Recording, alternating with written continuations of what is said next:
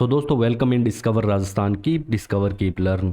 दोस्तों आज अपने जो आपका आर एस मेंस पेपर 2 है, आर एस मेंस। अब दोस्तों जो आपका पेपर 2 है इसमें अपने साइंस एंड टेक लगभग कंप्लीट कर ली है। हद मार के 2 या 3 टॉपिक यहाँ पे बचे हैं। आप क्लास ज़रूर देखो, प्ले लिस्ट आप ज़रूर चेक करो। आई बटन पे टच करोगे तो आपको प्ले लिस्ट मिल जाएगी और प्लेलिस्ट आपके दोस्तों बहुत काम आने वाली है। बहुत ही इंपॉर्टेंट चीज़ें बताई गई है। अगर आपको दोस्तों वीडियो वगैरह नहीं देखने हैं तो आप टेलीग्राम पे जाके सीधी डायरेक्ट पीडीएफ भी देख सकते हो, चेक कर सकते हो, वहाँ आपको पीडीएफ मिल जाएगी। अब दोस्तों यहाँ पे हमने जो समन्वय, ये उत्सर्जन, श्वसन, परिसंचरण, पाचन तंत्र, रक्त समूह की संरचना और कार्य यहाँ तक कर लिया था। आज अपने दोस्तों जो हार्मोन है, आनुवांशिक और जीवन शैली के रोग है, ज़्यादा बड़ा टॉपिक नहीं है। मानव रोग, संचारी और गैर संचारी, एंडेमिक, एपिडेमिक, पेंडेमिक के बारे में जानेंगे, क्या होती है इसका निदान और नियंत्रण, और ये टीकाकरण का।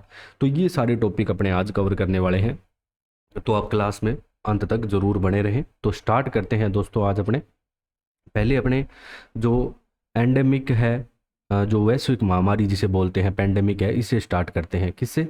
पेंडेमिक से, जिसे वैश्विक महामारी बोलते हैं। अब दोस्तों सबसे पहले अपने को डेफिनेशन पता होनी चाहिए, क्योंकि डायरेक्ट आपसे डेफिनेशन जो लिखने का तरीका है ना वो पूछ सकता है। तो WHO के अनुसार, ठीक है, वर्ल्ड हेल्थ ऑर्गेनाइजेशन के अनुसार एक वैश्विक महामारी एक नई बीमारी का विश्वव्यापी क्या है, प्रसार है, कि पूरा वर्ल्ड लेवल पे जो फैल रही है। और इसको कंट्रोल करना इतना आसान नहीं होता, बहुत तेज़ी से फैलती है। एक विश्व महामारी, एक महामारी का वैश्विक प्रसार है। एक महामारी एक छोटी अवधि में बड़ी आबादी में बहुत तेज़ी से फैलने वाली बीमारी का ये प्रकोप है, कम समय में। जैसे कोरोना का एग्जाम्पल अपने ले सकते हैं, ठीक है। ये भी बहुत कम समय में पूरे वर्ल्ड लेवल पे फैल गई थी और बहुत ज़्यादा इसने नुकसान भी पहुंचाया था। नुकसान भी सर्वाधिक मानव जाति को या कोई भी पशु पक्षियों को यही पहुंचाती है, ठीक है। और महत्वपूर्ण नुकसान पहुंचाने की क्षमता है। ये एक वैश्विक महामारी एक व्यक्ति से दूसरे व्यक्ति में बहुत तेजी से फैलती है, इसीलिए मास्क अलाउ किए गए थे। तो इसीलिए इसे पेंडेमिक बोला जाता है। जैसे कोविड-19 हो गई, और भी बहुत सारी दोस्तों बीमारियां हैं। तो ये वैश्विक महामारी होगी। इसके एग्जाम्पल याद रखने हैं अपने को। अगर सिर्फ आपसे पेंडेमिक के बारे में पूछे, वैश्विक महामारी, तो आपको क्या है एग्जाम्पल याद रखने हैं कि ब्लैक डेथ 1346-1350 में, स्पेनिश फ्लू चला था, स्वाइन फ्लू चला था, कोविड-19 चला था। तो ये सारी क्या है दोस्तों, वैश्विक महामारियां हैं। अब आ जाती है एक स्थानिक, जिसे एंडेमिक बोलते हैं, ठीक है। इसे क्या बोलते हैं? ये क्या है कि एक निश्चित क्षेत्र, जैसे भारत हो गया, चाइना हो गया, एक फिक्स एरिया में, हो सकता है कि उसके अंदर भी फिक्स, जैसे राजस्थान और हरियाणा हो, वहाँ पे एक निश्चित भौगोलिक क्षेत्र तक सीमित रोग का प्रकोप है। इसे स्थानिक कहा जाता है, जिसे अपने एंडेमिक भी बोल देते हैं।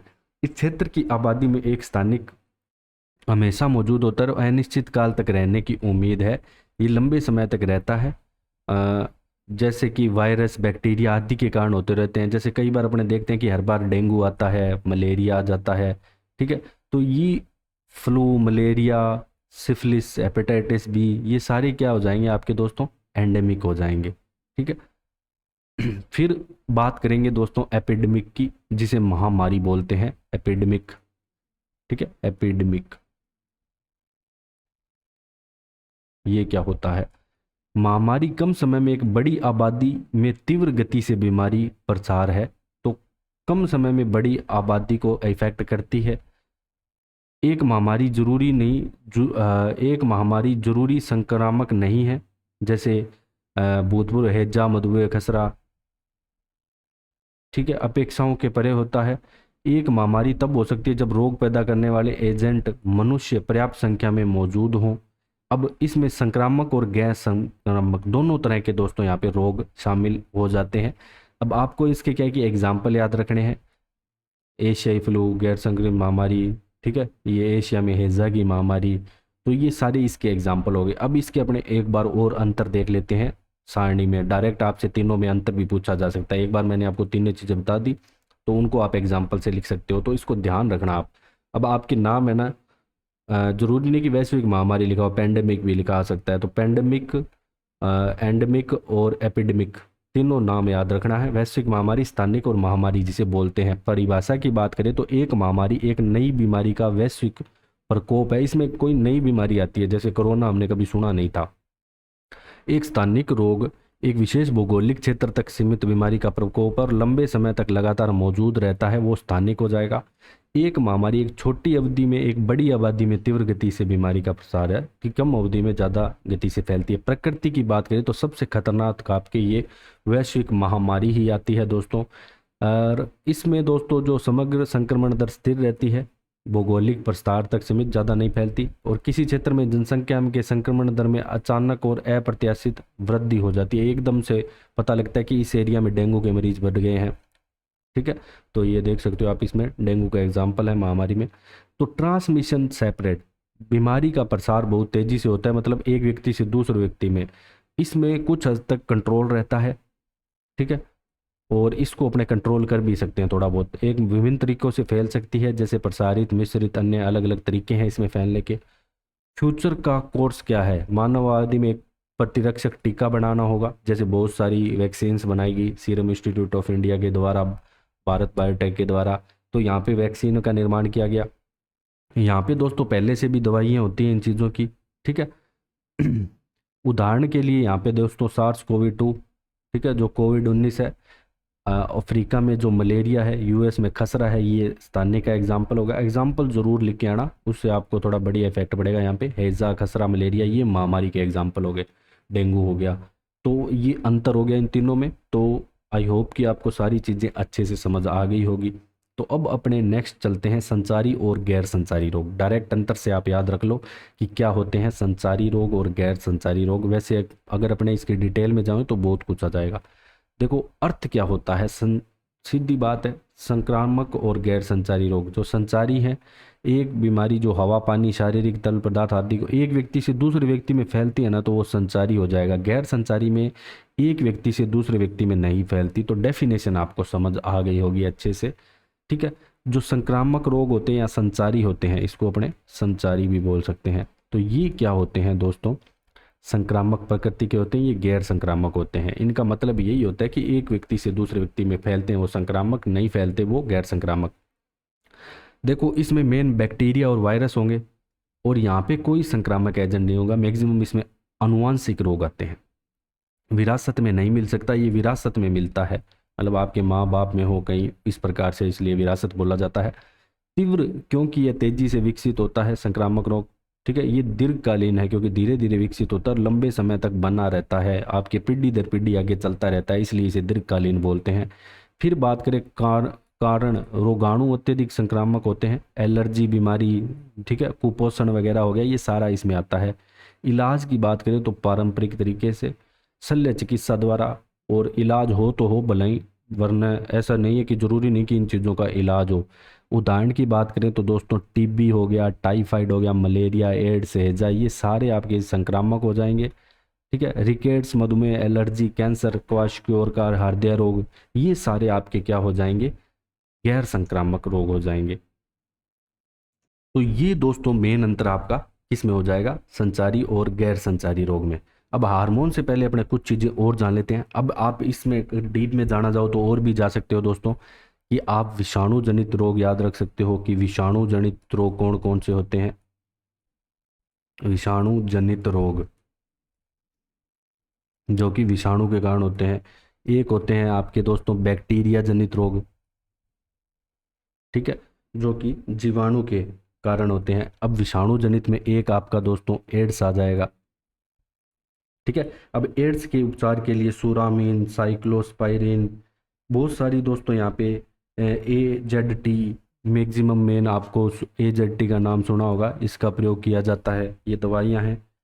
और चेचक हो गया जिसे स्मॉल पॉक्स भी बोलते हैं, तो ये चेचक भी क्या है, आपके विषाणु जनित रोग है। इसके अलावा दोस्तों इन्फ्लुएंजा, ठीक है, इसके अलावा पोलियो हो गया, डेंगू ज्वर हो गया, पोलियो, डेंगू ज्वर, ये सारे क्या हैं, विषाणु जनित रोग हैं। इसके अलावा दोस्तों आपका जो हाइड्रोफोबिया या रेबीज हो गया, ठीक है, जिसे अपने रेबीज बोलते हैं, ये सारे आपके क्या हो जाएंगे। इसके अलावा ट्रैकोमा, खसरा, गलसुआ, ट्रैकोमा, खसरा, गलसुआ, ये सारे विषाणु जनित रोग हैं। अगर अपने दोस्तों बात करें जीवाणु जनित रोगों की, बैक्टीरिया जनित रोग या बैक्टीरियल डिजीज, बैक्टीरियल डिजीज, ये कौन कौन सी दोस्तों आ जाती है? देखो इसमें आंत ज्वर आ जाता है, जिसे अपने टाइफाइड भी बोलते हैं, टाइफाइड बोलते हैं, आंत ज्वर।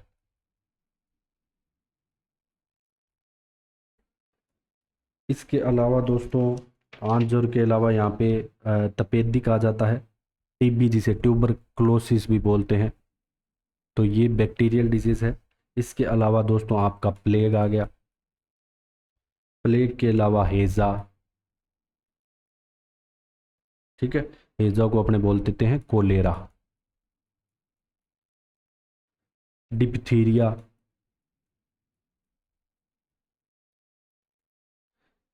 टिटनेस, कोड हो गया, निमोनिया हो गया, काली खांसी हो गया, निमोनिया, काली खांसी, ये सारे दोस्तों क्या है बैक्टीरियल डिजीज है। सिफिलिस, गोनेरिया, सिफिलिस, गोनोरिया, ठीक है। इसके अलावा फफूंद जनित भी आ जाते हैं, गंजापन, दाद, एथलीट फुट, ये सारे। फिर प्रोटोजोआ जनित आ जाते हैं दोस्तों, इसमें निद्रा रोग आ जाता है, मलेरिया आ जाता है, ये प्रोटोजोआ है। आनुवांशिक की बात करें तो उसके आगे अपने पढ़ेंगे, आनुवांशिक आपके अलग से आएगा। अब अपने पढ़ते हैं हार्मोन के बारे में। देखो दोस्तों जो हार्मोन क्या होता है कि ऐसे रसायन होते हैं, ये डेफिनेशन याद रखनी है, जिनसे विशेष ग्रंथियों द्वारा संश्लेषित और उत्पादित किया जाता है। हार्मोनों को क्या है, विशेष ग्रंथियों, जैसे अंतःस्रावी या बहिस्रावी ग्रंथियां, उनके द्वारा, ठीक है, विशेष ग्रंथियों द्वारा क्या है, या तो उन्हें संश्लेषित किया जाता है या उनके द्वारा क्या है उत्पादित किया जाता है, ताकि कुछ कोशिका और अंगों की गतिविधि को नियंत्रित और विनियमित किया जा सके। और ये हार्मोन अलग अलग अपने काम भी करते हैं। जैसे अब इन विशेष ग्रंथियों को अंतःस्रावी ग्रंथियां कहते हैं। अब जो हार्मोन है ना दोस्तों, दो प्रकार के होते हैं मुख्य रूप से वर्गीकृत करने में, पेप्टाइड और स्टेरॉयड हार्मोन। अब सबसे पहले आपको ये पता होना चाहिए कि जो हार्मोन है ना, ये बने किसके होते हैं। जैसे एक तो दोस्तों स्टेरॉयड, अमीनो एसिड या प्रोटीन, इनमें एमाइन प्रोटीन पेप्टाइड्स होते हैं, ठीक है, ये मुख्य रूप से घटक होते हैं। और इसके अलावा ये आइसोनोइड्स के भी बने होते हैं। तो ये तीन किस किस के बने होते हैं, ये तीन मुख्य इसके घटक हैं। अब अपने दोस्तों जो पेप्टाइड है और स्टेरॉयड के बारे में जान लेते हैं। ये अमीनो एसिड से बने होते हैं, तो ये ध्यान रखना, जो पेप्टाइड हार्मोन है किससे, एमिनो एसिड से बने होते हैं। और पानी में क्या होते हैं, ये घुलनशील होते हैं। पेप्टाइड हार्मोन कोशिका झिल्ली से होकर गुजरने में असमर्थ होते हैं। कोशिका झिल्ली से नहीं गुजर पाते क्योंकि इनमें फास्फोलिपिड बाइलर होता है, जो कि वसा अघुलनशील अणुओं को कोशिका में फैलने से रोकता है। इंसुलिन अग्नाशय द्वारा उत्पादित एक महत्वपूर्ण पेप्टाइड हार्मोन है। तो इसमें इसका एक पेप्टाइड का हार्मोन का एग्जाम्पल हो गया इंसुलिन। स्टेरॉयड की बात करें तो दोस्तों पेप्टाइड हार्मोन के विपरीत ये क्या है, वसा में, वो जल में घुलनशील थे, ये वसा में घुलनशील होते हैं और कोशिका झिल्ली से गुजरने में सक्षम होते हैं, जबकि ये कोशिका झिल्ली से नहीं गुजर पाते। टेस्टोस्टेरोन, एस्ट्रोजन, प्रोस्टेजन, ये सेक्स हार्मोन जितने भी है ना, ये सारे इसमें क्या हो जाएंगे, स्टेरॉयड हार्मोन हो जाएंगे। तो पेप्टाइड हार्मोन और स्टेरॉयड आपको समझ आ गया होगा अच्छे से। फिर दोस्तों बहुत सारी ग्रंथियाँ आती हैं, ये हमने पढ़ भी लिया था। ये पीनियल ग्रंथि है, पिट्यूटरी है, ठीक है, थायराइड हार्मोन थायराइड से निकलता है, थाइमस से, एड्रिनलिन एड्रिनल ग्लैंड से, ठीक है, पैनक्रियास से भी निकलते हैं, इसके बारे में जानेंगे, टेस्टिस से। अब देखो दोस्तों सबसे पहले आता है आपका हाइपोथैलेमस। ये शरीर के तापमान को क्या करता है, कंट्रोल करता है। भावनाओं जैसे भूख, प्यास, नींद, इन सभी चीज़ों को कंट्रोल करता है और हार्मोन उत्पादन करने की अनुमति देता है। पीनियल को थैलेमस के नाम से भी जाना जाता है और ये मेलाटोनिन के सेरोटोनिन व्युत्पन्न का उत्पादन करता है, जो नींद के पैटर्न को प्रभावित करता है। पैराथायराइड की बात करें तो ये ग्रंथि शरीर में मौजूद कैल्शियम की मात्रा को नियंत्रित करती है। आगे मैं हार्मोन के बारे में बताऊंगा, डिटेल से सारणी है।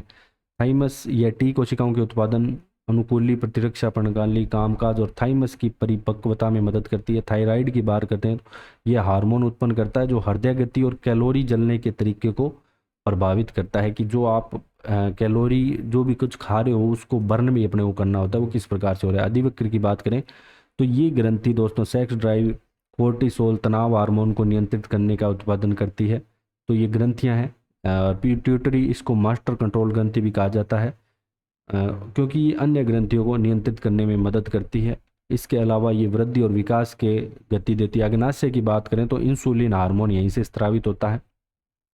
पुरुषों में दोस्तों वर्सन टेस्टोस्टेरोन होता है जो शुक्राणु पैदा करता है। महिलाओं में दोस्तों एस्ट्रोजन और प्रोजेस्टेरोन होता है। ठीक है, अब बात करते हैं दोस्तों जो भी अंतःस्रावी ग्रंथियां हैं और उनके द्वारा स्रावित होने वाले हार्मोन। तो ये इंपॉर्टेंट है। जो वृद्धि हार्मोन है तो अधिकांश ऊतक विकास और वृद्धि को प्रभावित करता है। अब दोस्तों ये जो हार्मोन के प्रकार है ना, ये पूर्वकालीन पिट्यूटरी ग्रंथि, अंतःस्रावी ग्रंथि है, यहाँ से उत्पादन होने वाले हैं, तो ये ध्यान रखना। तो जो पिट्यूटरी ग्लैंड है इससे स्रावित होने वाले हैं।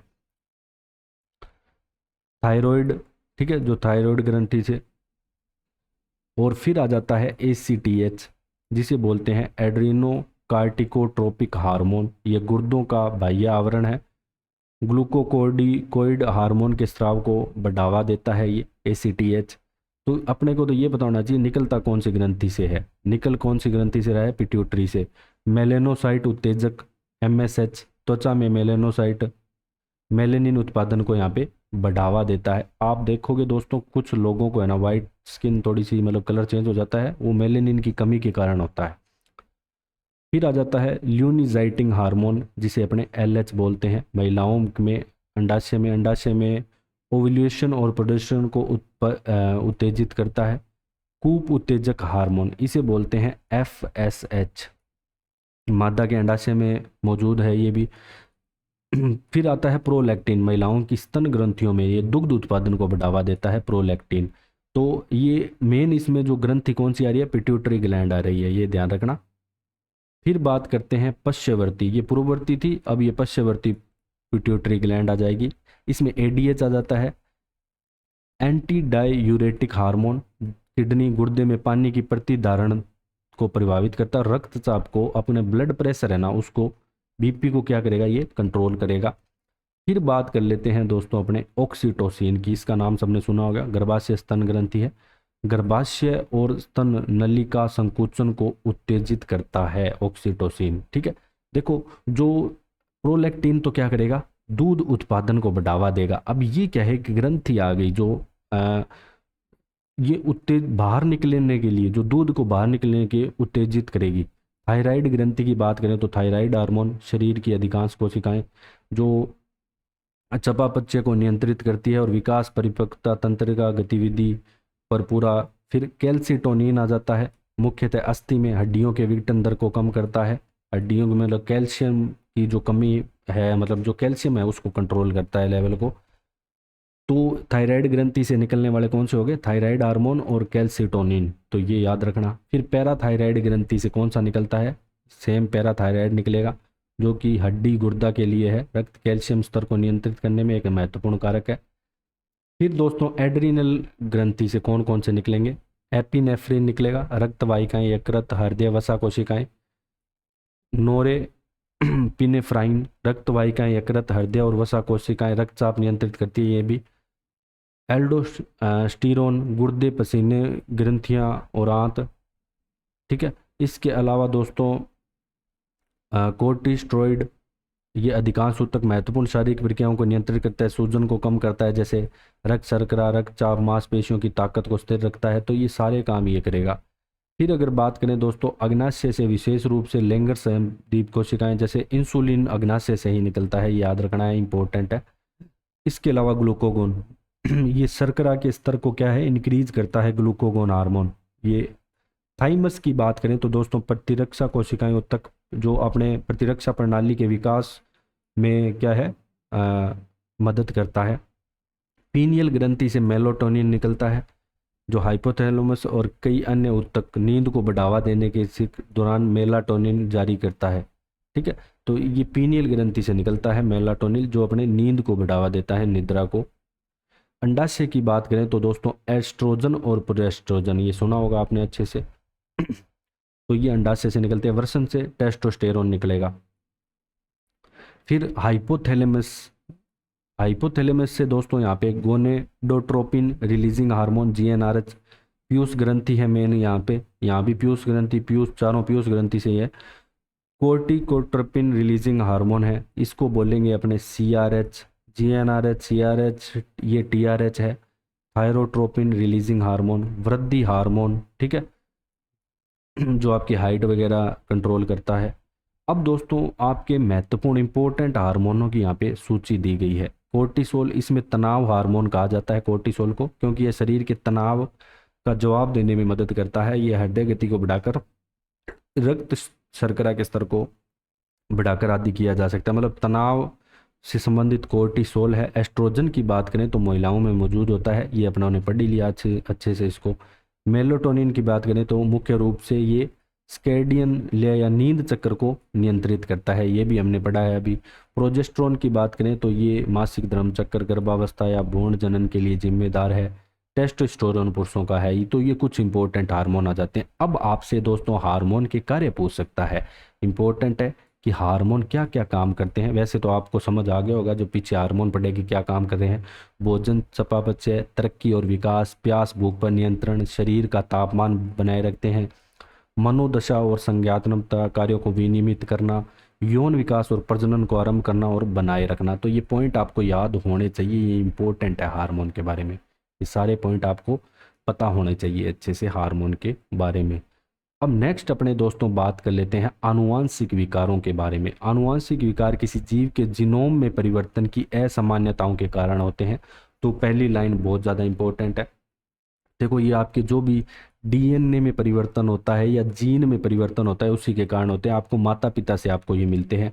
एक जीन या कई नई जीन में परिवर्तन या उत्परिवर्तन के कारण, गुणसूत्रों की संख्या या संरचना में परिवर्तन के कारण भी हो सकते हैं। इससे दोस्तों मेन जो रोग होते हैं ना, वो एक तो होता है वर्णांधता, कलर ब्लाइंडनेस, जिसमें जो रोगी है वो RGB, red green and blue colour में क्या है पहचान नहीं कर पाता।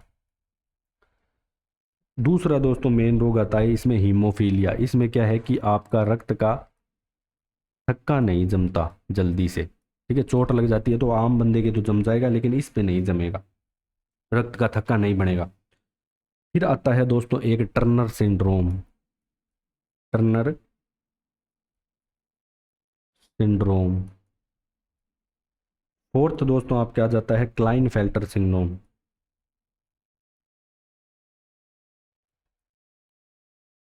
फेल्टर सिंड्रोम। तो ये सारे दोस्तों क्या है आपके आनुवांशिक रोग आ जाते हैं।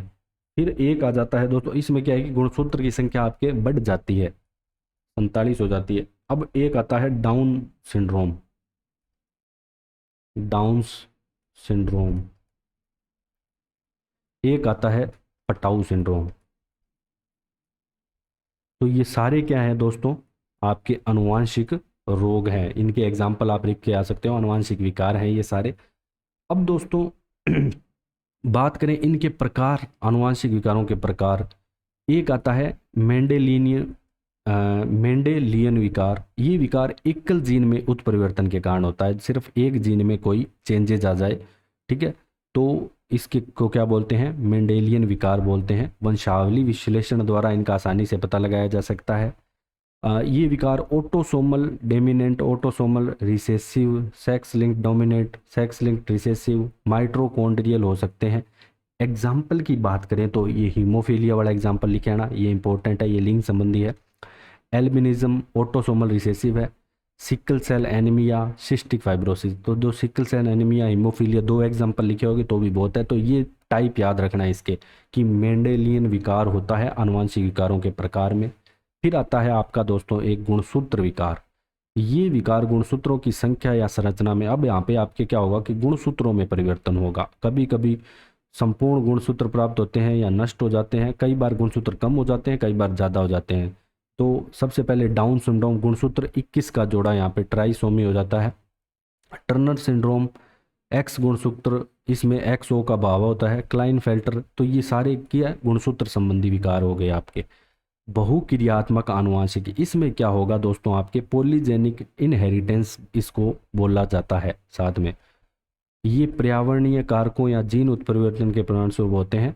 जैसे दिल की बीमारी आपको अपने माता पिता से मिल सकती है, हाई ब्लड प्रेशर, अल्जाइमर, मोटापा, मधुमेह, कैंसर, वात रोग, ये सारे आपके क्या हैं, बहुक्रियात्मक आनुवांशिक, जिसे पॉलीजेनिक। तो पॉलीजेनिक को हिंदी में बहुक्रियात्मक ही बोलते हैं। फिर माइटोकॉन्ड्रियल वंशागति आ जाती है। इस प्रकार का आनुवांशिक विकार गैर परमाणु माइटोकॉन्ड्रियल डीएनए में उत्परिवर्तन के कारण होता है और माँ से विरासत में आपको मिलेगा। ये लेबर, वंशानुगत, ऑप्टिकल, ये सारे फटे हुए लाल तंतुओं के साथ मायोक्लोनिन, मिर्गी, ठीक है, जो कईयों को मिर्गी के दौरे आते हैं, लैक्टिक एसिडोसिस, ये सारे दोस्तों इसके प्रकार आ जाएंगे।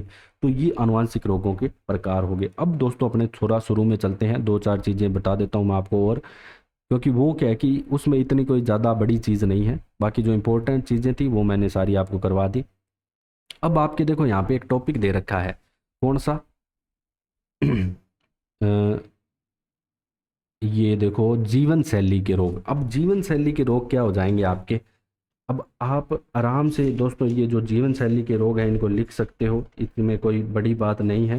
ऐसे नहीं है कि ये मेन जो आपके मोटापा हो गया, मधुमेह हो गया, तो ये जीवन शैली के रोग होते हैं। अगर अपने बात करें जीवन शैली के रोग, तो नाम से स्पष्ट है, जीवन शैली के रोग।